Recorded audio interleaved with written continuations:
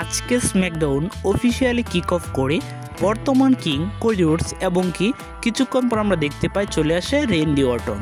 তো তাদের মধ্যে বিভিন্ন বিষয় নিয়ে মানে সামারস্ল্যামের ম্যাচকে নিয়ে এছাড়া তাদের মধ্যে কিছু বিষয় নিয়ে কথাবার্তা চলতে থাকে। ঠিক তখনই আমরা দেখতে পাই কে চলে আসে, ড্রু ম্যাকইন্টায়ার। তো ড্রু ম্যাকইন্টায়ার এসে কিন্তু রেন্ডি অর্টন এবং কি কোডি রোডসকে কনফ্রন্ট করতে থাকে। তো সেই সুযোগটিকে কাজে লাগিয়ে রেন্ডি অর্টন ড্রু ম্যাকইন্টায়ারকে দিয়ে দেয় আজকে একটি RKO। তো তার মধ্যে দিয়ে ব্যাকস্টেজ আমরা দেখতে পেয়েছি যে ড্রু ম্যাকইন্টায়ার এবং কি রেন্ডি অর্টনের মধ্যে অফিসিয়াল হয়ে গেছে স্যাটারডে নাইট মেইন ইভেন্টের জন্য একটি সিঙ্গেল ম্যাচ। তার পরবর্তীতে আমরা দেখতে পেয়েছি এভলিউশনে ফ্যাটাল 4-ওয়ে ট্যাগ টিম চ্যাম্পিয়নশিপের জন্য একটি ম্যাচ দেখতে পাবো। তো তার জন্য আজকে স্ম্যাকডাউনে একটি 3টি টিমের মধ্যে একটি ট্যাগ টিম টুর্নামেন্ট ম্যাচ দেখতে পেয়েছি।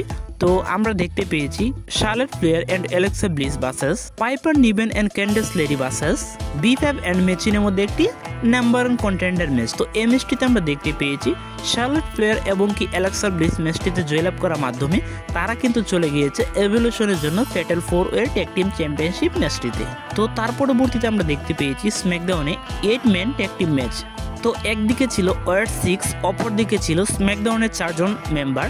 তো এই ম্যাচটিতে কিন্তু আমরা দেখতে পেয়েছি ওয়ার্ড 6 ম্যাচটিতে জয়লাভ করতে সক্ষম হয়ে গিয়েছে এবং কি নেক্সট উইকে আমরা দেখতে পাবো স্ট্রিট প্রফিট ভার্সেস ওয়ার্ড 6 এর মধ্যে একটি ট্যাগ টিম চ্যাম্পিয়নশিপ টাইটেলের জন্য একটি ম্যাচ। তার পরবর্তীতে আমরা দেখতে পেয়েছি টিফিনি স্টেশন এবং কি জেড কারগিলকে। তো তারা তাদের সামারস্ল্যামের ম্যাচটাকে হাইপ দেওয়ার জন্য এসেছিল।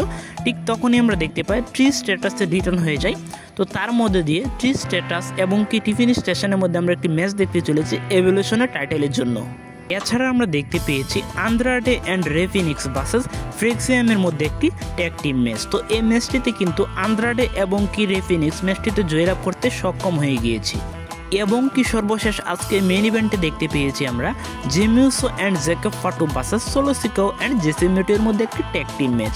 তো এই ম্যাচটিতে কিন্তু আজকে আমরা দেখতে পেয়েছি জ্যাকব ফাটু অ্যান্ড জেমিউসো ম্যাচটিতে জয়লাভ করেছে, কিন্তু ম্যাচটি শেষ হওয়ার পরবর্তীতেও কিন্তু আমরা দেখতে পাই সোলো সিকাও টিম মেম্বাররা জিমিউসো অ্যান্ড জ্যাকব ফাটুকে ইচ্ছামতে মানে ভয়ানকভাবে মারধর করতে শুরু করে। তো এই ছিল আজকের স্ম্যাকডাউনের রিভিউ।